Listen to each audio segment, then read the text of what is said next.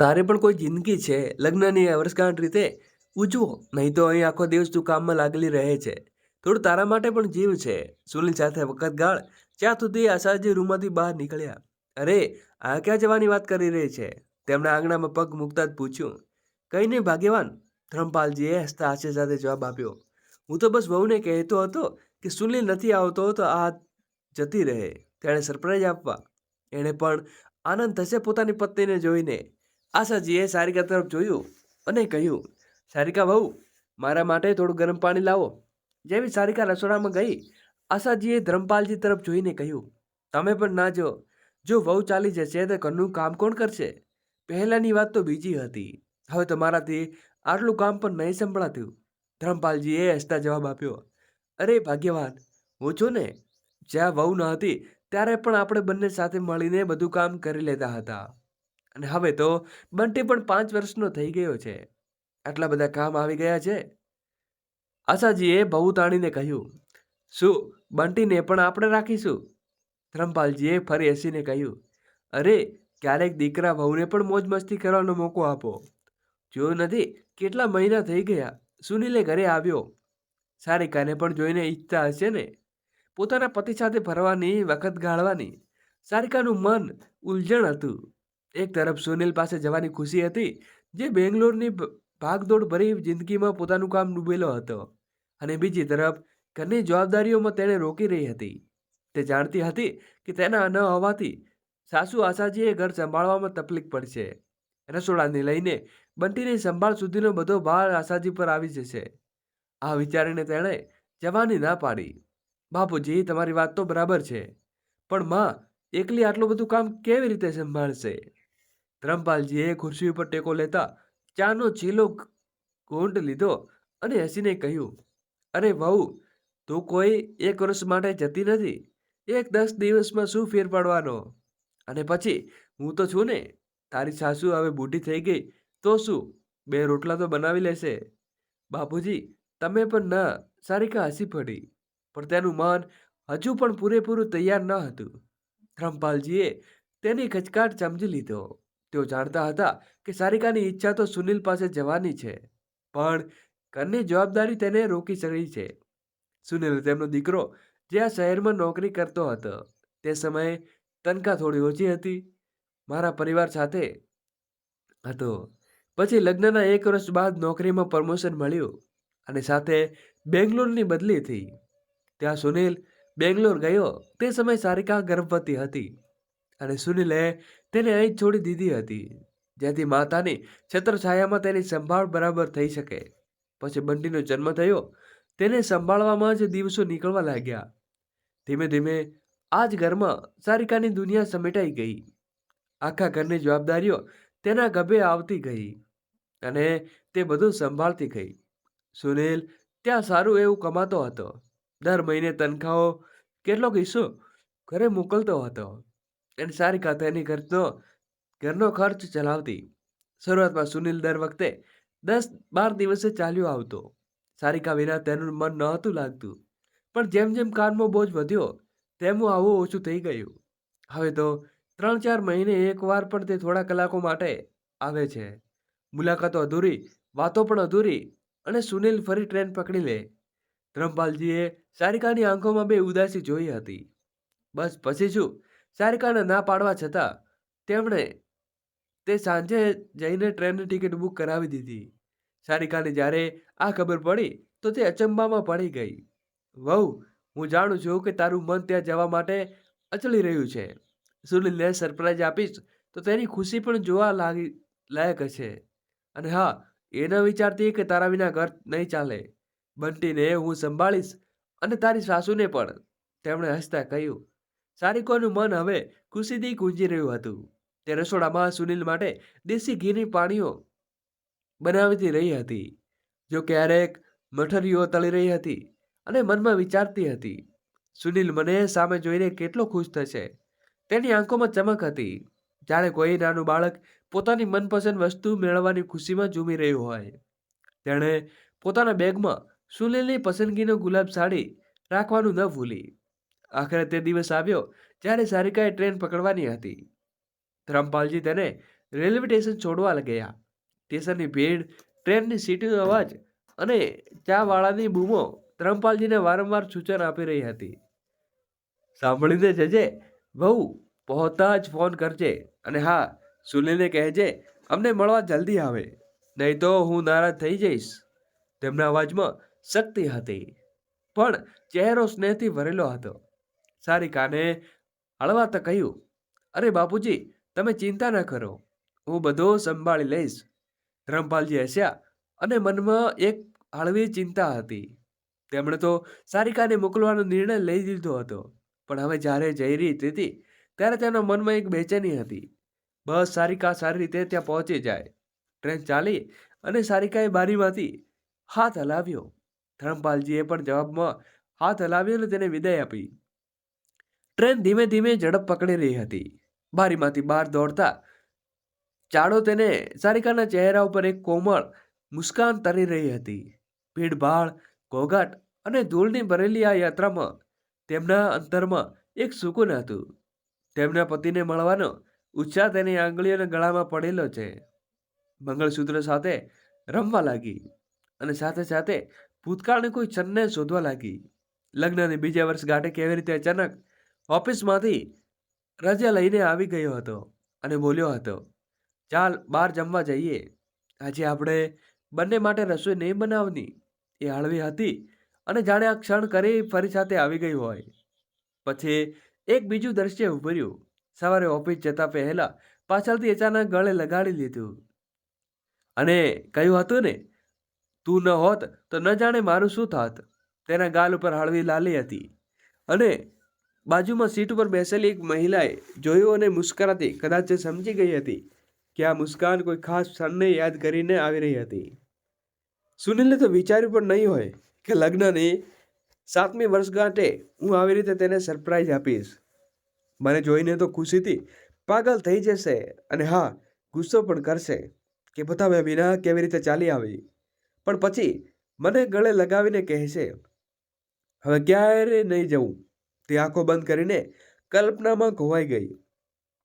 હવે દરેક સ્ટેશન ઉપર તેને લાગતું હતું કે જાણે સુનિલ ત્યાં ઊભો હોય અને દોડની સાથે તેને લાગી પડે. સડક લાંબો હતો, પણ દિલની ધડકનો સમયે જ પાંખો આપી દીધી હતી. 7:07 વાગે ટ્રેન બેંગ્લોરથી રેલવે સ્ટેશન ઉપર ઊભી હતી, અને હળવી ઠંડી હવા હતી, અને સ્ટેશનની ભીડમાં યા વાળુઓ ફૂલીને મુસ્કરામાં અવાજો ગુંજી રહ્યા હતા. સારિકાએ બે ખભે લટકાવીને પ્લેટફોર્મ ઉપર ઉતરી. ત્યાં જ તેનો ફોન વાગ્યો.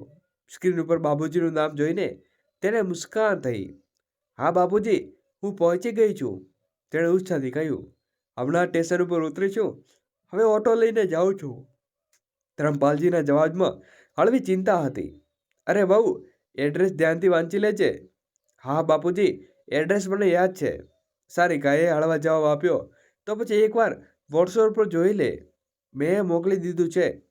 ધર્મપાલજીએ હઠ પકડી. ઠીક છે બાપુજી, પહોંચીને ફોન કરું છું. એટલું કહીને સારિકાએ ફોન કાપ્યો. તેણે વોટ્સએપ ખોલ્યું, એડ્રેસ ફરી વાંચ્યું, અને પછી એક ઓટોવાળાને બોલાવીને સુનિલના ફ્લેટનું એડ્રેસ આપ્યું. ઓટોમાં બેસતા જ સારિકાનું દિલ જોર જોરથી ધડકવા લાગ્યું. તે વિચારવા લાગી કે જ્યારે સુનિલ સામે હશે ત્યારે કેવી રીતે રિજેક્ટ કરશે. શું તે મને જઈને બૂમો પાડશે અને પછી મને બાહોમાં ભરી લેશે? તેણે વિચાર્યું, બેંગ્લોરની રસ્તાની રોનક, ઊંચી ઊંચી ઇમારતો અને ચમચમતી લાઇટો, તે એક આ શહેરમાં સુનિલનું હતું, અને હવે તેની દુનિયામાં પગ મૂકવા જઈ રહી હતી. ઓટો એક મલ્ટીનેશનલ બિલ્ડિંગની સામે ઊભો રહ્યો. સારિકાએ ભાડું ચૂકવ્યું અને બે ખભે લટકાવીને લિફ્ટ તરફ આગળ વધી. તેનું દિલ હવે જોરથી ધડકી રહ્યું હતું.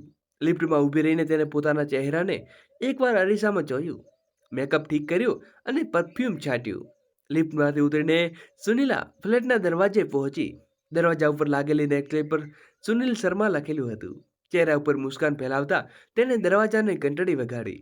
થોડી ક્ષણો બાદ દરવાજો ખોલ્યો. સારિકાને દિલની ધડકનો એ પળે જાણે થંભી ગઈ. જ્યારે જોયું કે સામે સુનિલ ઊભો હતો, તેની આંખોમાં આશ્ચર્યની ચમક હતી, પણ એ ચમક એવી ન હતી કે સારિકાએ પોતાની કલ્પનાઓમાં પણ જોઈ હતી. સુનિલની આંખો ફેલાઈ ગઈ હતી, હાથ પગ ઠંડા પડી ગયા હતા, અને તેની પથ્થરની જેમ જડ ઊભો હતો. જાણે તે કોઈ ભૂતને જોઈ રહ્યો હોય. સારિકા, તું અહીં? તેનો અવાજ કાંપતો હતો, જાણે તેનો અંદર કોઈ તોફાન મચ્યું હોય. સારિકાએ તેની હાલત જોઈને હળવું હસી. જોયું, તમને ચોંકાવી દીધા ને? તેણે હળવી મુસ્કાન સાથે કહ્યું. પણ તેના અવાજમાં એક અણહલી બેચેની હતી. હવે આટલા આશ્ચર્યમાં કેમ ઊભા છો? અરે બાબા, આ સપના નથી, સાચું છે. તમારી પત્ની તમારી સામે ઊભી છે. સુનિલે કંઈ કહેવા માંગ્યું, પણ તેને અવાજ ગળામાં જ અટકાઈ ગયો. સારિકા, તું અહીં? તેનો અવાજ કાંપી રહ્યો હતો, જાણે કોઈ તોફાન તેની અંદર મચી રહ્યું હોય. સારિકાના મનમાં હવે એક પળ ગભરા ઉઠવા લાગી, કારણ કે સુનિલની આંખોમાં ખુશીની જગ્યાએ ડર દેખાતો હતો. ત્યાં જ અંદરથી એક તીખો, બેફિકર અવાજ ગુંજ્યો. સુનિલ, દરવાજે કોણ છે? સારિકાનું દિલ એક પળ માટે જાણે ધડકવાનું બંધ થઈ ગયું હોય. એ અવાજ અજાણ્યો હતો, પણ તેના એક વિચિત્ર અધિકારી હતો. સારિકા કંઈ સમજે તે પહેલા એક યુવતી બેડમાંથી નીકળીને દરવાજે પહોંચી. તેને હળવા નીલા રંગની નાઇટી પહેરી હતી. વાળ ખુલ્લા હતા અને ચહેરા ઉપર એક બેફિકર મુસ્કાન હતી. અરે યાર, શું વાત છે? આ સ્ત્રી કોણ છે? તેણે સારિકા તરફ જોઈને કહ્યું. સારિકાની નજર તે યુવતી ઉપર ટકી ગઈ. સુંદર ચહેરો અને ચરરળી કાયા, પણ તેના અવાજમાં એક વિચિત્ર ગર્વ હતો. તું કોણ છે અને અમારી સાથે શું કામ છે? તે યુવતીએ સારિકાને પૂછ્યું, જાણે તે આ ઘરની માલિક હોય. સારિકા માટે આ ક્ષણ કોઈ ખરાબ સ્પર્શથી ઓછી ન હતી. તે સ્તબ્ધ ઊભી રહી. તેની જીભ જાણે તાળવે ચોંટી ગઈ હતી. તે કંઈ બોલે તે પહેલા એ યુવતી ફરી બોલી. અચ્છા, સમજી ગઈ. તું કોઈ સેલ્સ ગર્લ છે ને? કંઈક વેચવા આવી છે, પણ અમારે કંઈ ખરીદવું નથી. જા અહીંથી. એમ કહીને તેણે દરવાજો બંધ કરવાની કોશિશ કરી. સારિકાનું ગળું રૂંધાઈ ગયું, પણ તેણે પોતાને સંભાળ્યું. 1 મિનિટ તેના અવાજમાં હવે એક તીવ્રતા હતી. હું કંઈક સેલ્સ ગર્લ નથી, કંઈ વેચવા આવી છું. તેણે ઊંડો શ્વાસ લીધો, જાણે તેની તમામ હિંમત એકઠી કરી રહી હોય. પછી તેણે તે યુવતીની આંખોમાં જોઈને કહ્યું, પહેલા તું કહે, તું કોણ છે અને અહીં શું કરે છે? યુવતીએ બહુ ચડાવીને, કમાલ છે. અમારે ઘરે આવીને અમને પૂછે છે કે તમે કોણ છીએ? બહારને ફ્લેટમાં જોઈ સુનિલ શર્મા. આજ છે સુનિલ શર્મા. તેણે સુનિલ તરફ કર્યો, ઈશારો કર્યો. અને હું તેની પત્ની છું. એ વાક્ય સારિકાની દુનિયાને તસમસ કરી નાખી. જમીન જાણે તેના પગ નીચેથી ખસી ગઈ. તેની આંખોમાંથી આંસુ વહેવા લાગ્યા અને માથું ચક્કર ખાવા લાગ્યું. તે સુનિલ તરફ જોવાની હિંમત પણ નહોતી એકઠી કરી શકતી. તેનું મન ચીસ પાડવા માંગતું હતું, પણ ગળું સુકાઈ ગયું હતું. સુનિલે તેની તરફ જોયું. તેની આંખોમાં હવે સ્પષ્ટ રીતે અપરાધ ભાવ ઝલકી રહ્યો હતો. સારિકાની વાત સાંભળ, તેણે કાંપતા અવાજે કહ્યું. પણ સારિકાને કાનમાં હવે કંઈ સંભળાતું ન હતું. તેની સામે તે તમામ રાતો, તમામ દિવસો નાચવા લાગ્યા. જ્યારે તે સુનિલની રાહ જોઈ હતી. બંટીને છાતી સાથે લગાડી સાસુ સસરાની સેવામાં દિવસ રાત એક કરી દેતી હતી અને થાકીને બિછાનીએ પડતી. સુનિલના એક ફોનથી રાહ જોતી હતી. તે વિચારતી હતી કે સુનિલની મજબૂરી છે, તે કામમાં વ્યસ્ત છે, તે હજુ પણ તેને આટલો પ્રેમ કરે છે. પણ હવે આ સચ્ચાઈ તેની સામે ઊભી હતી. એક એવું સત્ય જેણે 7 વર્ષના સંબંધને એક પળમાં વિખેરી નાખ્યો હતો. સારિકાએ પોતાની કોઈક રીતે સંભાળ્યું.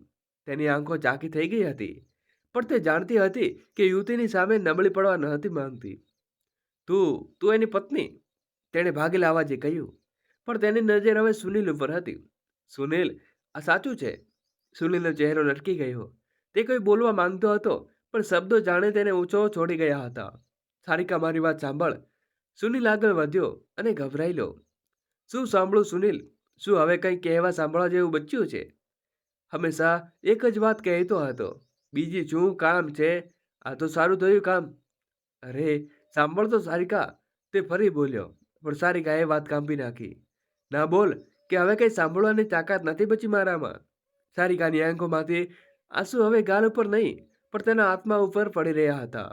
દરેક ટીપું તેના વિશ્વાસ, તેના સપના અને 7 વર્ષના લગ્નને ચૂર કરી દીધું હતું. જેણે તે પોતાની જિંદગીનો આધાર માન્યો હતો. તે ઉલટા પગે ફરી લખડતા પગલે કોઈક રીતે લિફ્ટ સુધી પહોંચી. પાછળથી એ જાણી વ્યક્તિ યુવતીનો તીખો અને કર્કશ અવાજ સંભળાતો હતો. કોણ હતી એ સુનિલ? કહો ને. સારિકા નામની સ્ત્રી કોણ હતી? સુનિલે કાંપતો અવાજે જવાબ આપ્યો. હું એ બધું સમજાવું છું. પછી દરવાજો બંધ થવાની સારિકા કાનને જાણે વિંધી ગયો. લિફ્ટની અંદર ઊભી સારિકા કોઈ બીજી જ દુનિયામાં હતી. તેની આંખો રડી રહી હતી, પણ દિલ ચીસ પાડી રહ્યું હતું. એક એવી ચીસ જે બહાર નીકળી શકતી ન હતી. શું આ એ જ સુનિલ હતો જેના માટે તેને પોતાની જિંદગીના દિવસ રાત કુરબાન કરી દીધા હતા? તે કાંપી રહી હતી ત્યાં જ ફોન ફરી વાગ્યો. સ્ક્રીન ઉપર બાપુજીનું નામ હતું. સારિકા એક પળ માટે ફોન જોયો. તેનું મન ઈચ્છતું હતું કે બધી વાત કહી દે અને ફૂટી ફૂટીને રડી પડે. બાપુજી સામે પોતાનું દર્દ ઠાલવી દે. પછી તેણે વિચાર્યું, શું બાપુજી આ આઘાત સહન કરી શકશે? તેઓ સુનિલને ખૂબ પ્રેમ કરતા હતા. ના, આ સત્ય તેના માટે એક તોફાન બચી રહ્યું હતું. તેણે કાંપતા હાથે ફોન કાપી દીધો અને લિફ્ટમાંથી બહાર નીકળી ગઈ. ઈધર ધરમપાલજી વારંવાર ફોનની સ્ક્રીન જોઈ રહ્યા હતા. આ બહુ ફોન કેમ નથી ઉપાડતી? તેના ચહેરા ઉપર ચિંતાની રેખાઓ ગાઢ જતી હતી. દિલ જાણે કોઈ અણધારી ઘટનાને સંકેત આપી રહ્યું હતું. તેમણે ફરી એક વાર સારિકાનો નંબર ડાયલ કર્યો, પણ ફરી કોઈ વાર જવાબ ન આપ્યો. હવે તેમને બેચેની થવા લાગી. ન જાણે વહુ પહોંચી કે નહીં, ક્યાં રસ્તામાં કંઈ તેમનો વિચાર અધૂરો રહી ગયો અને કાંપતી આંગળી સુનિલનો નંબર ડાયલ કરવા લાગી. ફોન વાગ્યો અને થોડી વાર પછી સુનિલનો અવાજ આવ્યો. હેલો બાપુજી. બેટા, સારિકા બેંગ્લોર આવી રહી હતી. તારી પાસે પહોંચી કે શું? તે ફોન નથી ઉપાડતી. ધરમપાલીના અવાજમાં ગભરાટ સ્પષ્ટ ઝળકી રહ્યું હતું. સુનિલ એક પળ માટે સ્તબ્ધ થઈ ગયો. પછી જૂઠનું આવરણ ઓઢતા બોલ્યો, ઓહ બાપુજી, હું તો આ સમય શહેરમાં નથી. મીટિંગ માટે ચેન્નઈ આવવું પડ્યું. એક અઠવાડિયામાં હું અહીં જ રહીશ. કદાચ સારિકા પહોંચી હશે, પણ મારી તેની સાથે હજુ સુધી વાત થઈ નહીં. ધરમપાલજીએ કંઈક વિચિત્ર લાગ્યું, પણ તેમને કંઈ ન કહ્યું. ઠીક છે બેટા, ધ્યાન રાખજે.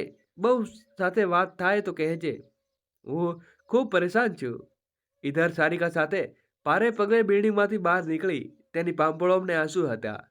સામે એક પાર્ક દેખાયું. ત્યાં જઈને એક બેન્ચ પર બેસી ગઈ અને ફૂટી ફૂટીને રડવા લાગી. ક્યાં ચૂકી ગઈ હું? શું મારું સમર્પણ, મારો ત્યાગ બધું બેકાર હતું? તેણે પોતાના આંસુ લૂછ્યા અને પોતાને સંભાળ્યું. બેગમાંથી પાણી કાઢીને થોડા ઘૂંટ પીધા અને પછી પોતાને ફોન ઉપાડ્યો. હવે બાપુજીનો ફોન ફરી આવી રહ્યો હતો. આ વખતે તેણે કોલ રિસીવ કર્યો. હા બાપુજી. બેટા, તું ક્યાં છે? તું ઠીક તો છે ને? ધરમપાલજીના અવાજમાં ગાઢ બેચેની હતી. સારિકાએ બળપૂર્વક પોતાનો અવાજ સામાન્ય કર્યો. હા બાપુજી, ચિંતા ન કરો, હું ઠીક છું. ટ્રાફિક ઘણું હતું અને હજુ ઓટોમાં છું. તેના ફ્લેટમાં જઈ રહી છું. પણ બેટા, હમણાં જ સુનિલ સાથે વાત થઈ તો શહેરમાં નથી. સારિકાએ નાટક કર્યું. અચ્છા, તે શહેરમાં નથી. એ પળે સારિકાની આંખો ભરાઈ આવી, પણ તેણે પોતાને કોઈ કઈ રીતે સંભાળતા કહ્યું, ઠીક છે બાપુજી, તો હું પાછી આવ્યું છું. ફોન કાપતા જ સારિકાએ ટિકિટની માહિતી લીધી અને થોડી જ વારમાં સ્ટેશન જવા રવાના થઈ. ટ્રેનની બારીમાંથી બહાર જોતી તેની આંખો ભીની હતી. વરસાદના ટીમ્પાની જેમ તેના આંસુ સતત વહી રહ્યા હતા. હું તો તેને સરપ્રાઈઝ આપવા ગઈ હતી અને તેમણે મને જિંદગીનું સૌથી મોટું સરપ્રાઈઝ આપી દીધું. પાંપોળો ઉપર 7 વર્ષની યાદો ભેગી થઈ ગઈ હતી. તે રાતો જ્યારે ફોન કલાકો સુધી વાતો થતી, એ જ પત્રો જે લગ્ન બાદ શરૂઆતમાં આવતા, એ વચનો જે દરેક વખતે તૂટતા હતા. શું આટલી શરમણી કોઈ માણસ બધું ભૂલી શકે? તેનું દિલ પૂછી રહ્યું હતું. શું આટલી ખરાબ હતી? વિચારતા વિચારતા તે રડી પડી. સામેની સીટ પર બેસેલી એક વૃદ્ધ સ્ત્રી મુસ્કાતા બોલી, બેટા, લાગે છે કે પહેલી વાર એકલી સફર કરે છે, એટલે થોડી ગભરાટ થઈ રહી છે. સારિકાએ તેની તરફ જોયું અને બળપૂર્વક હસવાનો પ્રયત્ન કર્યો, પણ હોઠ પણ ફક્ત કાંપી ગયા. તેણે પોતાને સમજાવવાની કોશિશ કરી રહી હતી, પણ દરેક કોશિશ સુનિલ અને યુવતીના ચહેરા સામે જતી હતી. ઈધર ઘરે ધરમપાલજી આંગણામાં ચક્કર લગાવી રહ્યા હતા. તેમની આંગળીઓ વારંવાર સારિકાના નંબર ઉપર ડાયલ કરી હતી, પણ દરેક વખતે ફોન અનસુનો રહી જતો. આ વહુ ફોન કેમ નથી ઉપાડતી? તેમની બેચેની વધતી જતી હતી. આશાજી રસોડામાંથી બહાર નીકળ્યા અને તેમને ટહેલવા જોઈને ગુસ્સે થઈ ગયા. મેં તો તમને ના પાડી હતી. શું જરૂર હતી તેમને એકલી બેંગ્લોર મોકલવાની? તમને તો સરપ્રાઈઝ આપવાની પડી હતી ને? મારો દીકરો ત્યાં આખો દિવસ આરામ કરતો નથી કરતો. આખા ઘરની જવાબદારી તેના ખભે પડે છે. દિવસ રાત મહેનત કરે છે. બિચારાને બરાબરની રોટલી પણ નસીબમાં નથી થતી. ધરમપાલજીએ માથું ઝુકાવીને, અરે ભગવાન, મેં તો વિચાર્યું હતું કે વહુને ખુશી મળશે. સુનિલને જોઈને તેનું મન હળવું થઈ જશે. તેના મનમાં પછતાવો હતો, પણ સાથે એક ભેળ પણ હતી, ખુશી. આશાજીએ ટોણો માર્યો. હવે જુઓ ને, વહુ તો ફોન ઉપાડે છે ને, ન સુનિલ. બીજે દિવસે સવારે જ્યારે ટ્રેન તેના શહેરમાં રેલવે સ્ટેશન ઉપર ઊભી રહી, સારિકા પ્લેટફોર્મ પર ઉતરી. તેની આંખો રડી રડીને સૂજી ગઈ હતી. ચહેરો થાક અને દર્દથી ભરેલો હતો. તેણે એક મોટો લીધો અને ઘર તરફ ચાલી નીકળી. ઘરે પહોંચતા જ ધર્મપાલજીને આશાજી જીવમાં જીવ આવ્યો. અરે વહુ, આવી ગઈ તું? ધર્મપાલજીએ દરવાજે જ તેને પૂછ્યું. વહુ ઠીક છે ને બેટી? તેની આંખોમાં રાહત હતી, પણ સારિકાએ ઝૂકેલી આંખો જોઈને તેનું દિલ ધડાકે થઈ ગયું. આશાજીએ પણ તેને ધ્યાનથી જોયું અને ઝટપટથી બોલ્યા, જો આ સાહેબ તને મોકલતા પહેલા સુનિલ સાથે એકવાર વાત તો કરી લીધી હોત તો આ તકલીફ ન થાત. સારિકાએ સાસુની વાત સાંભળીને મનમાં વિચાર્યું, હા, જો બાપુજીએ ફોન કર્યો હોત તો કદાચ મને આ તકલીફ ન થાત, પણ મને સચ્ચાઈ પણ સામે ના આવત. તેનું મન કડવાશ અને દર્દથી ભરાયું હતું, પણ તેણે ચહેરો રાખવાની કોશિશ કરી. શું વિચારે છે વહુ? તબિયત તો ઠીક છે ને? અને તને આંસુ રડી રહી હતી. આશાજીએ તેની આંખોમાં જાણતા કહ્યું. સારિકાએ ઝડપથી આંખો લૂછી અને કઈ નહીં માજી, થાકી ગઈ છું, જઈને થોડો આરામ કરું છું, એટલું કહીને તેણે બેગ ઉપાડી અને પોતાના રૂમ તરફ આગળ વધી ગઈ. તેણે નહોતી ઈચ્છતી કે સાસુ સસરા તેની આંખોમાં છુપાયેલું સત્ય વાંચી શકે. રૂમમાં પ્રવેશતા જ તેની આંખો બંટી પર પડી. તે બિચાને ગાઢ નિદ્રામાં સૂઈ ગયો હતો. તે બંટીની બાજુમાં બેસી ગઈ, તેના કપાળમાં હાથ ફેરવ્યો અને પછી આંસુ વહેવા લાગી. સારિકા બેટા, ખાવાનું ખાઈ લે. આશાજીએ બહારથી અવાજ લગાવ્યો. માજી, હું ખૂબ થાકી ગઈ છું, હમણાં સુવા માંગુ છું, ભૂખ નથી. સારિકાએ જવાબ આપ્યો અને દરવાજો બંધ કરી દીધો. તે બિચાને પડી, પણ ગાઢ નિદ્રામાં તેને દૂર હતી. સારિકાએ દેર સુધી ચૂપચાપ બેસી રહી. રૂમની બંધ શાંત થઈ. તેના મનમાં ઘોંઘાટથી ભારે હતી. મન તો હવે ઈચ્છતું હતું કે હમણાં જ આ ઘર છોડી દઉં, પણ પાછળ છોડીને ક્યાં સુધી નીકળી જવું. પણ પછી જિંદગીએ તમામ સવાલો સામે આવીને ઊભા રહી ગયા. તેણે કોઈ સરળ જવાબ ન હતો. ઊંચ તે ક્યાં જવું? પણ માયકે જવાનો વિચાર આવતા જ તેનું મન સંકોચાઈ ગયું હતું. માયકાવાળા ઉપર બોજ બનીને બેસી જવું, ના, આ તો તેના વશમાં નથી હોતી. તેમણે ક્યારેય પોતાના માતા પિતાને આવી તકલીફ આપવાનું વિચાર્યું ન હતું. અને પછી તે આત્મનિર્ભર પણ નહોતી. ઘરના દરેક ખર્ચ, બંટી નામની નાની જરૂરિયાતો, સાસુ સસરાની દવા, બધું સુનિલ મોકલેલો રકમમાંથી ચાલતું હતું. આ વિચારી તેને ઘણું બધું રૂંધાઈ ગયું. તે માણસ તેને દગો આપ્યો હતો, તેની કમાણી ઉપર આજે પણ નિર્ભય હતી. કોઈ નિર્ણય લઉં તો કેવી રીતે?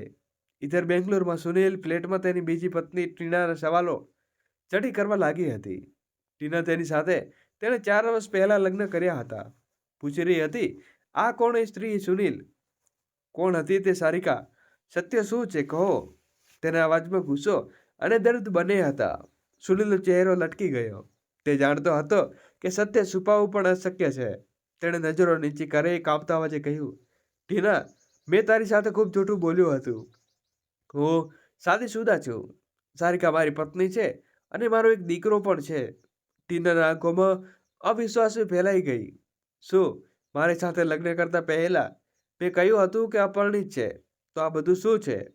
થોડા સમય પછી તું મને તારા પરિવાર સાથે મળવાનો હતો. હું હેરાન છું. 4 વર્ષ સુધી મેં અંધારામાં રાખી. ટીનાના શબ્દો સુનિલના સીના તીરની જેમ ગૂંચી રહ્યા હતા. અરે ટીના, મારી વાત તો સાંભળ. હું તો ફક્ત તારાથી પ્રેમ કરું છું. એ છોકરી તો પરિવારે મારા ગળે બાંધી દીધી હતી. મારો યકીન કર, મારા દિલમાં જો કોઈ માટે જગ્યા હોય તો તે તું છે. સુનિલે તેને મનાવવાની કોશિશ કરી. ટીનીએ પછી તેને કંઈ ન બોલ્યું. બસ હવે સુનિલ ચિંતામાં પડી ગયો હતો. ક્યાંક સારિકાએ ઘરે પહોંચીને બધી વાત મા બાપુજીને કહી દીધી હશે તો? મારે જલ્દી ઘરે જવું પડશે. એકવાર ઘરે ગયો તો સારિકા પણ કોઈક રીતે મનાવી લઈશ. ન જાણે ક્યાંથી ખ્યાલ આવ્યો અને તેને સરપ્રાઈઝ આપવાનો. બરાબર દિવસો ગુજરી રહ્યા હતા. ન સારિકા અહીંયા આવત, ન આ બધું તમાશો ઊભો થાત. બીજે દિવસે બપોરે સુનિલ ઘરે નીકળી પડ્યો. જ્યારે સુનિલ ઘરે પહોંચ્યો, આશાજી તેને જોઈને ખુશીથી ચહલી ઉઠ્યા. અરે બેટા, તું આવી ગયો? તેમણે તો ગળે લગાવ્યો અને મને અંદર આવ્યા. પણ ધર્મપાલજીની નજરો સુનિલ ઉપર ટકી રહી હતી. બેટા, તું તો 1 અઠવાડિયા માટે ગયો હતો ને? આટલી જલ્દી કેવી રીતે પાછો આવી ગયો? તેમના અવાજમાં શંકાની હળવી છાઈ હતી. સુનિલે હળવું હસવાની કોશિશ કરી નજરો ચોરતા બોલ્યો, એ બાબુજી, મારું કામ જલ્દી પૂરું થઈ ગયું હતું તો વિચાર્યું તમને બધાને મળી લઉં. ધર્મપાલજીએ મન કંઈ બીજું ટકી રહ્યું હતું, છતાં તેમણે કંઈ ન કહ્યું, ફક્ત ધીમેથી માથું હલાવ્યું. સુનિલ બેટા, ચાલ પહેલા કામ થોડું હાથ ધોઈ લે. હું બહુને ખાવાનું બનાવવાનું કહું છું. થાકી ગયો હશે ને? સારિકા બહુ ધોજો. સુનિલ આવ્યો છે. આશાજીએ અવાજ લગાવ્યો. પણ આશાજી અને ધર્મપાલજી હેરાન હતા. તે સારિકા દરેક વખતે સુનિલને પાછા ફરતા ફરતા મુસ્કાન સાથે પાણી, ચા અને મનપસંદ ખાવાનું તૈયાર કરતી હતી. તે આજે પોતાના રૂમમાંથી બહાર પણ ન નીકળી. આશાજીએ ફરી અવાજ લગાવ્યો. સારિકા બહુ સાંભળે છે? સુનિલ ભૂખ્યો હશે, તને ખાવાનું નહીં ખવડાવે? ઘણી સેકન્ડ સુધી કોઈ જવાબ ના આવ્યો. પછી રૂમનો દરવાજો ખોલ્યો અને થાકેલી, નિસ્તોષ અને નિર્જીવ સારિકા બહાર આવી. તેણે શબ્દ ખોલ્યો વિના રસોડામાં ચાલી ગઈ. થોડી જ વારમાં ટેબલ ઉપર ખાવાનું લાગી ગયું અને કારેલાનું શાક અને કોળું. આશાજીએ થાળી ભરીને નજર નાખી અને ગુસ્સે ભભૂકી ઉઠ્યા. આ શું બનાવ્યું છે બહુ? સુનિલ આવ્યો છે. અરે, તું તો કારેલા બનાવે છે. હંમેશા તો તેને પસંદનું ખાવાનું બનાવતી જ નથી. આજે શું થયું છે? સારિકા ચૂપ રહી ગઈ. ન તો તેને કોઈ સફાઈ આપી, ન કોઈ ફરિયાદ કરી. સુનિલ જાણે આખી જિંદગી કારેલા હાથ પણ નહોતું લગાવ્યું. તેણે આજે એક શબ્દ પણ બોલ્યા વિના થાળી ઉપાડીને કડવા કારેલા ચૂપચાપ રોટલી સાથે ખાઈ લીધા. ધરમપાલજી બધું જોઈ રહ્યા હતા. તેમનું મન હજુ પણ શંકાથી ભરેલું હતું. કંઈ તો ચક્કર થયું છે જે આપણી નજરથી છુપાયેલું છે. સારિકા વહુ ક્યારે આવી નહોતી. થોડી વાર બાદ સારિકાનું બધું કામ નિપટાવીને રૂમની બહાર પાછી આવી. સુનિલ બંટીને ખોળામાં લઈને ત્યાં જ બેઠો હતો. જેવી સારિકા અંદર આવી, સુનિલે બંટીને સુડાવવાની ધીમેથી તેના હાથ પકડ્યા. સારિકા, તું મારી સાથે વાત કેમ નથી કરતી? હું માનું છું કે મેં ખોટું કર્યું છે. તે જેટલી વાર ઈચ્છે તેટલી વાર હું માફી માંગવા તૈયાર છું. પણ સારિકાએ પોતાનો હાથ છોડાવી દીધો. પછી ઠંડી નજરે તેની તરફ જોયું અને પછી કંઈ બોલ્યા વિના રસોડામાં આગળ વધી ગયો. સુનિલ પકડાઈને ઊભો રહી ગયો. ઇધર ધરમપાલજીની નજરો સુનિલ અને સારિકા વચ્ચે એક દસ્ય અંતર વચ્ચે ભેદભાવની કોશિશ કરી રહી હતી. તેઓ સમજી ગયા હતા કે આ કોઈ સામાન્ય ઝઘડો નથી. સુનિલ બનાવટી મુસ્કાન અને સારિકાની યકુની તેમના મનમાં સવાલોની રત ગૂંથી રહી હતી. સાંજ ઢળતા ઢળતા ધરમપાલજીએ સુનિલ અને સારિકાને પોતાની પાસે બોલાવ્યા. અવાજમાં ખુરશી પર બેઠેલા ધરમપાલજીની અવાજમાં ગંભીરતા હતી, પણ તેને એક પિતાનો સ્નેહ પણ છત પર ઝળકી રહ્યો હતો. સુનિલ બેટા, સારિકા બહુ, જોઉં રહ્યો છું કે તમારા બંને વચ્ચે કંઈક ઠીક નથી. સારિકાનું વર્તન સુનિલ આવ્યા બાદ બદલાઈ ગયું છે અને સુનિલ તું પણ પહેલા જેવો નથી રહ્યો. હું જાણું છું કે તમારા બંને વચ્ચે કંઈક થયું છે, પણ શું થયું તે મેં નથી જાણતો. સાચું સાચું કહો, બેંગ્લોરમાં શું થયું હતું? સારિકાએ નજરો નીચે રાખી. તેનું મન ઈચ્છતું હતું કે તે બધું સત્ય ઠાલવી દે, પણ સુનિલના હાજરી તેને રોકી રહી હતી. તેનું ગળું રૂંધાયેલું અને આંખો ભીની હતી. તે કંઈ બોલે પહેલા સુનિલે હળવું હસાવવાની કોશિશ કરી. બાપુજી, તમે બેકાર પરેશાન થાઓ છો. બધું ઠીક છે. તેના અવાજમાં બનાવટી બેફિકર હતી અને સત્ય છુપાવવાની કોશિશ તેના હાથે કાપી રહ્યા હતા. સારિકાની ચૂમકી હવે તૂટી ગઈ હતી. તેણે માથું ઊંચું કર્યું અને બૂઢ અવાજે બોલી, ના બાપુજી, કંઈ પણ ઠીક નથી. પછી તેણે બધું સત્ય બહાર કરી દીધું. બેંગ્લોરમાં જ્યારે તે સુનિલના ફ્લેટમાં પહોંચી ત્યારે શું શું થયું હતું તે એક વાત તેણે કહી દીધી. દરેક શબ્દ સાથે આંગણામાં સન્નાટો પસરાઈ ગયો. ધરમપાલજી પગ નીચેથી જમીન સરકી ગઈ. તે કોઈ ખરાબ સર્પ પાયું અને થઈ ગયું હોય. આશાજી તે નજીક ઊભી હતા. તેણે પોતાના કાન પર વિશ્વાસ નહોતો થયો. તેના ચહેરા ઉપર પીળો પડી ગયો હતો અને હાથ કાંપવા લાગ્યા. આ તો તે કર્યું સુનિલ? ધરમપાલજીનો અવાજ કોપી રહ્યો હતો. તેના દિલને ગાંઠ ઘા લાગ્યો હતો અને મારા દીકરા મારી વહુ સાથે આવ્યો દગો કર્યો. સુનિલે માથું ઝુકાવીને કહ્યું, બાપુજી, એવું કંઈ નથી. આ બધું બસ એક ગેરસમજ છે. તેના અવાજમાં હળવી ગભરાટ હતી. તે હજી પણ સત્યને ટાંકવાની કોશિશ કરી રહ્યો હતો. આશાજી પોતાના દીકરા તરફ જોયું અને તેના હા વહુ, તું મારા પતિ પર ખોટા આરોપ કેમ લગાવે છે? તેમણે તીખા સ્વરમાં કહ્યું, મારો દીકરો દિવસ રાત મહેનત કરે છે, આ ઘર પોષે છે અને બરાબરની રોટલી પણ નથી મળતી, અને તું તેના ઉપર આવા આરોપ લગાવે છે? ધરમપાલજીને આશાજી તરફ જોયું. તેમની આંખોમાં ગુસ્સો અને દુઃખ એકસાથે ભરાઈ રહ્યા હતા. તો શું આશા સરિકા બહુ ખોટું લે છે? તેના અવાજમાં એક અનોખી દ્રઢતા હતી. મને મારી બહુ ઉપર પૂરો ભરોસો છે. આટલા વર્ષોથી તેણે પૂરા સમર્પિતથી આ ઘર સંભાળ્યું છે. બંટીને ઉછર્યો, આપણી સેવા કરી. હું તેના સ્વભાવને જાણું છું. તે જૂઠું ન બોલી શકે. આશાજીએ તરક આપવાની કોશિશ કરી. અરે, તો શું થયું? જો મારા દીકરાની ભૂલ થઈ ગઈ હોય તો આગળથી સુધારી જશે. પણ આમ તો તાંગડ બનાવવાની શું જરૂર? તેમના અવાજમાં હજુ પણ મમતા હતી. પણ ક્યાંક તેઓ સત્યને નજરઅંદાજ કરવાની કોશિશ કરી રહ્યા હતા. ધર્મપાલજીનો ચહેરો સખત થઈ ગયો. આ ભૂલ નથી આશા, આ ગુનો છે. અને તું આ ગુના ઉપર પડતો નાખે છે. તેમણે સુનિલ તરફ જોયું.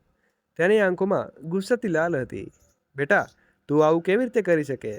પોતાની પત્ની, પોતાના દીકરા અને પોતાના પરિવાર સાથે આવો દગો. અચાનક સુનિલનો ગુસ્સો ભભૂકી ઉઠ્યો. અચ્છા બાપુજી, તો તમે આ સ્ત્રીની તકેદારી કરો છો? તેણે તીખા સ્વરમાં કહ્યું. યાદ રાખો, આ ઘરનો ખર્ચો હું ચલાવું છું, સારિકા નહીં. આ ગામડિયલ સ્ત્રી તમને બેસાડીને ખાવાનું નથી ખવડાવી શકતી. સારિકાની આંખો આંસુઓથી ભરાઈ ગઈ, પણ તેણે પોતાને સંભાળ્યું.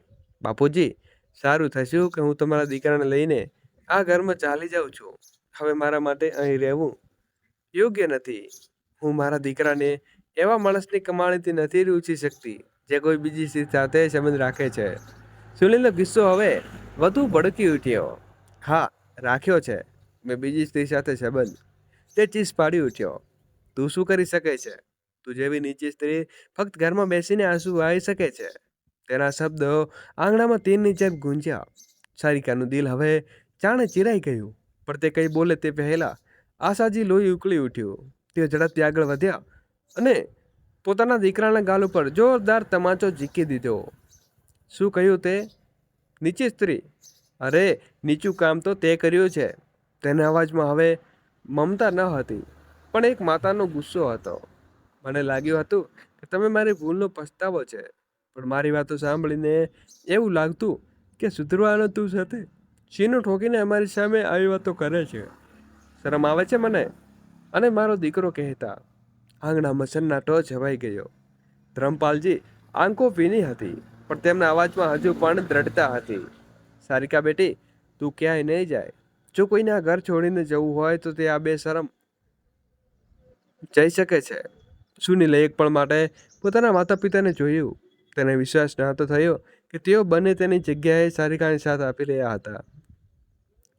સુનિલનો ગુસ્સો અને ઘમંડ હવે તેની જીભ ઉપર સવાર હતો. તીખા લહેરમાં તે બોલ્યો, ઠીક છે, રાખો આ ગામડિયાને તમારી પાસે. હું પણ જોઉં છું કે તમારી તનખા વિના આ ઘરનો ગુજારો કેવી રીતે ચાલે છે. મારી બીજી પત્ની આ ગામડાની સ્ત્રી કરતાં વધુ ભણેલી અને સુંદર છે. હવે હું તેની સાથે રહીશ. આ ઘરમાં કોઈ પણ ભવ્ય સાથે મારો કોઈ સંબંધ નથી. એટલું કહીને તે પોતાની બેગ ઉપર આગળ વધ્યો. થોડા કપડાં ઠૂસ્યા અને ગુસ્સામાં ઘરમાંથી નીકળી ગયો. પાછળ છોડી ગયો હતો તૂટેલો પરિવાર અને પોતાનો જૂઠનો બોજ. આશાજી ખુરશી ઉપર ઢગલો થઈ ગયા. તેની આંખોમાં આંસુ હતા, પણ હવે તેઓ પોતાના દીકરાની ફૂલને નજરઅંદાજ નહોતા કરી શકતા. ધમપાલજીએ સારિકાના ખભા ઉપર હાથ મૂક્યો. બેટી, તું ચિંતા ન કર. આ ઘર તારું છે અને તું તારા પરિવાર સાથે છે. સુનિલે જે કર્યું તેની સજા તેને મળશે. સારિકાની આંખો ભીની હતી, પણ અંદર હવે એક નવી ચિનગારી સળગી રહી હતી. તે જાણતી હતી કે હવે તે હાથ પગ ધરીને બેસી ન શકે. બીજા દિવસે તેણે સાસુ સાથે વાત કરી. હા બાપુજી, હું ભલે વધુ ભણેલી નથી, પણ સિલાઈ કઢાઈને સારી રીતે આવડે છે. વિચારું છું, અરે બેટા, હજુ મારી પેન્શન આવે છે, ઘરનો ખર્ચ આરામથી ચાલી જશે. પણ જો તું કંઈક કરવા માંગે છે તો અમે તારી સાથે છીએ. અમારી વહુ પોતાના પગ ઉપર ઊભી થશે તો બીજું શું હોઈ શકે? ધમપાલજી બોલ્યા. બીજા દિવસે સારિકાને ઘરમાં સિલાઈ સેન્ટર શરૂ કરવાનો નિર્ણય લીધો. કામ શરૂ થઈ ગયું. જોતામાં આસપાસના લોકો તેના કામની વાહવા થવા લાગી અને સ્ત્રીઓ સિલાઈ કઢાઈ કરવા લાગી અને આવવા પણ લાગી. ઈધર સુને બેંગ્લોરમાં પોતાના ફ્લેટમાં પહોંચ્યો. તેણે નક્કી કરી લીધું કે હવે તે ટીના સાથે પોતાની નવી જિંદગી શરૂ કરશે અને આ વખતે તેને રોકી નહીં શકે. પણ જ્યારે તે ફ્લેટમાં દાખલ થયો ત્યારે સન્નાટો પસરેલો હતો. ટીના ક્યાંય નહોતી. તેને ફોન કાઢ્યો અને કોલ કર્યો. ટીના, તું ક્યાં છે? તેના અવાજમાં અધીરાઈ હતી. બસ થોડી વારમાં આવું છું, ટીનાએ ઠંડા લહેરમાં જવાબ આપ્યો. થોડી વાર બાદ તે ફ્લેટમાં પહોંચી, પણ તે કોઈ હતો નહીં. તેના હાથમાં એક સુટકેસ હતું. તે બિન બોલે પોતાના કપડાં અને સામાન પેક કરવા લાગી. ટીના, આ શું કરે છે? તું ક્યાં જાય છે? સુનિલે ગભરાતા પૂછ્યું. ટીનાએ તેની તરફ જોયું. હવે હું તારી સાથે નહીં રહી શકતી. મેં મારી સાથે દગો કર્યો છે. અરે ના ટીના ના, ફક્ત તારે ખાતર મેં મારી પહેલી પત્ની સારિકાને છોડી દીધી છે. અહીં સુધી કે મારા આખા પરિવાર સાથે પણ બધા સંબંધો તોડી દીધા છે. હવે આપણી સાથે રહેવાની કોઈને કોઈ વાંધો નહીં હોય, પણ મને વાંધો છે. સુનિલ, જે માણસ પોતાના ઘરવાળાનો અહીં સુધી કે પોતાના બાળકો પણ ન થઈ શક્યો, તો મારો શું થશે? તેના અવાજમાં તીખાશ હતી, પણ ક્યાંક તેના ગાઢ અપરાધ પણ હતો. ટીના, મારી વાત સાંભળ. હું તારાથી પ્રેમ કરું છું. સુનિલે તેને મળવાની કોશિશ કરી. પ્રેમ? ટીનાએ ટોણો માર્યો. તને પ્રેમનો મતલબ પણ ખબર નથી. તે ચીસ પાડી. તે વિશ્વાસ નહોતો કે અજાણા કોઈનો સુહાગ ઉડાડવાની ભાગીદાર બની ગઈ હતી. સુનિલે ગુસ્સામાં તેનો હાથ પકડવાની કોશિશ કરી. ટીના, મને છોડીને જા. બધું ઠીક કરી દઈશ. પણ ટીનાને ધીરજ હવે જવાબ આપી ચૂક્યો હતો. તેણે ચટકાથી તેનો હાથ છોડાવ્યો અને સુનિલના ગાલ ઉપર જોરદાર તમાચો ઝીકી દીધો. શું ખાસ ઠીક કરીશ? મેં તો તારી જિંદગી બરબાદ કરી દીધી. તેની આંખોમાં આંસુ હતા, પણ ચહેરો ગુસ્સાથી તપી રહ્યો હતો. તેણે પોતાની બેગ ઉપાડી અને સીધો સામાન પેક કર્યો અને ગુસ્સામાં નીકળી ગઈ. જતાં જતાં કહ્યું, હવે તો હું તને કોર્ટમાં મળીશ. તે મારી સાથે જે કર્યું તેનો હિસાબ તો તારે ચૂકવવો જ પડશે. સુનિલે માથું પકડીને શોભા ઉપર ઢગલો થઈ ગયો. ઘરમાં પરવેશી શાંતિ અને અંદરથી તોડી રહી હતી. તે એકલો હતો અને પરેશાનીઓથી હવે ચારે બાજુથી ઘેરી ચૂકી હતી. એ તો સારિકા સિલાઈ સેન્ટરનું કામ જોર પકડવા લાગ્યું. ધર્મપાલજીએ પોતાના ગામની જમીનનો એક હિસ્સો વેચીને સારિકાના નામે બજારમાં એક દુકાન ખરીદી લીધી. જ્યાં સારિકાએ બુલટીક ખોલી. તે પોતાની મદદ માટે છોકરીઓને 2 છોકરી રાખી લીધી અને જોતજોતામાં વધુ પ્રગતિ થવા લાગી. આશાજી પણ હવે પોતાની વહુનો સાથ આપવા લાગી. ઘરનું કામ અને આંટીથી બની જવાબદારી મળીને સંભાળતા હતા. દિવસ આમ જ પસાર થતા એક દિવસ ધર્મપાલજીએ વકીલને ઘરે બોલાવ્યા અને વસિયતનામું લખાવી દીધું. તે વસિયતનામું લખાવ્યું કે તેમના અને તેમની પત્નીના મૃત્યુ બાદ તેમની બધી જમીન અને જાયદાદ પર સારિકા અને બંટીના હક છે. વસિયત વાંચીને સારિકાની આંખોમાંથી જળ આંસુ વહેવા લાગ્યા. તેણે કહ્યું, બાપુજી, ગમે તે કહો, પણ સુનિલ તો તમારો દીકરો છે અને તમે તેને તમારી જાયદાદમાંથી બેદખલ કરી રહ્યા છો. ના બેટા, આ જે વાત દીકરાની નહીં વહુની છે, તે ખોટાની છે. અમારા ઘડપણમાં અમારું ધ્યાન રાખવું એ અમારા દીકરાની જવાબદારી હતી, પણ તે પોતાની જવાબદારી ભૂલી ચૂક્યો છે અને જવાબદારીમાંથી મોં ફેરવી લીધું છે. હવે બનીને અમારી ઊભો રહું છું. મારું બધું તેજ છે. ઇધર એંગ્લો સુનિલમાં એક દિવસ કોર્ટનું નોટિસ મળ્યું. તેને વાંચતા ખબર પગ નીચેથી જમીન સરકી ગઈ. ટીનાએ તેના ઉપર દગાબાજીનો કેસ ઠાલવ્યો હતો. તેનો ઘમંડ, તેનું જૂઠ, તેનું અભિમાન હવે એક બરબાદીના કિનારે લઈ આવ્યા હતા. હવે તે સંપૂર્ણ એકલો પડી ગયો હતો. સુનિલની હાલત હવે ધોબીના કૂતરા જેવી થઈ ગઈ હતી. જે ઘરમાં ન ગાંઠનો ન ઘરનો ન મિત્રો. તમને શું લાગે છે? ધર્મપાલજીએ જે નિર્ણય લીધો તે સાચો હતો? તમારો અભિપ્રાય કોમેન્ટ બોક્સમાં જરૂરથી જણાવજો.